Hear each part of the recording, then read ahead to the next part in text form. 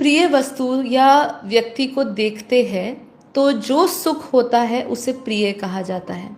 जब वह वस्तु मिल जाती है या प्रिय व्यक्ति से मिलन होता है तो जो बढ़ा हुआ आनंद है वो मोद कहा जाता है। ठीक है, यहाँ 3 अवस्थाएं बताई गई है, एक है प्रिय, एक है मोद, एक है प्रमोद। ठीक है, ये चीज़ों को समझ लेते हैं। क्या कह रहा है गाड़ीवान, फिर से एक बार रिपीट मोड पे जाते हैं। जब हम किसी प्रिय वस्तु या व्यक्ति को देखते हैं तो जो सुख उनसे होता है, सिर्फ देखने से जो सुख आ जाता है उसे प्रिय कहा जाता है।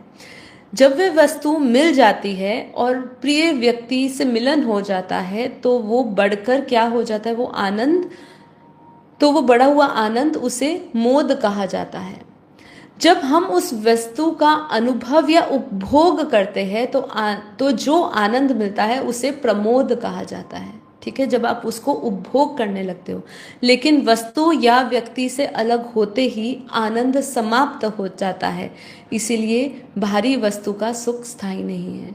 तो यहाँ पे वही चेष्टा की जा रही है समझाने की कि भाई कोई बात नहीं, तुम सुख ले रहे हो, उसका सुख ले लो, पर ये भी जान लो कि वो सुख स्थायी नहीं है।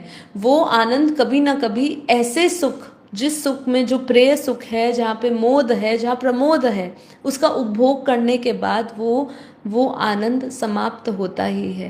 कहते हैं ना, अक्सर किसी चीज़ में हम काम बार बार वही कर करके जो आपके लिए एक आनंद था, वही काम जब आप कई सालों तक करते जाओगे, 10 साल, तो बोलोगे अब कुछ मज़ा नहीं आ रहा है। क्यों? आपका मन उग जाता है।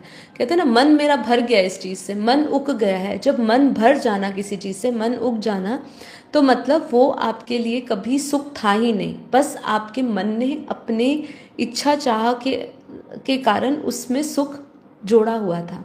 तो इसीलिए भीतर के सुख को खोजना शुरू करो। स्थायी आनंद केवल आत्मा का आनंद है। वेदांत में इसी चर्चा को आनंद मीमांसा कहा गया है। तो राजा ने पूछा, यदि मैं ही आत्मा हूँ, क्या कह रहे हैं, यदि मैं ही आत्मा हूँ और आत्मा आनंद स्वरूप है तो मुझे अनंत आनंद का अनुभव क्यों नहीं होता है?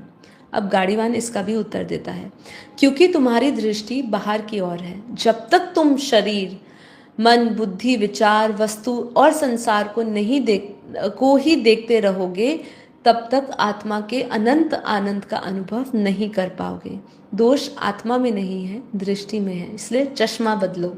ठीक है, दृष्टि बदलो। दृष्टि से, बापू जी कैसे कहते हैं, दृष्टि से सृष्टि बदलेगी, है ना, और सृष्टि से ही सब कुछ बदलेगा। इसीलिए यदि सुख चाहो तो बाहर नहीं, भीतर देखो। राजा ने समझ लिया और सुख की खोज वस्तुओं में नहीं, आत्मज्ञान में है।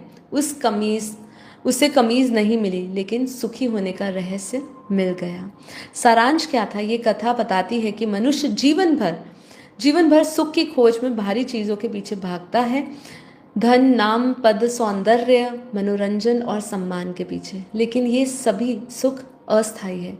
जब तक सुख पास है, सुख लगता है, वस्तु हटते ही सुख भी चला जाता है।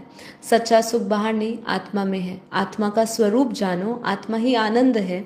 जो व्यक्ति अपने भीतर के इस आनंद को पहचान लेता है, वो वस्तुओं पर निर्भर नहीं रहता है, वही सच में सुखी है। तो सच में सुखी वही है जिसकी सुख की अवस्था किसी पर निर्भर नहीं होती।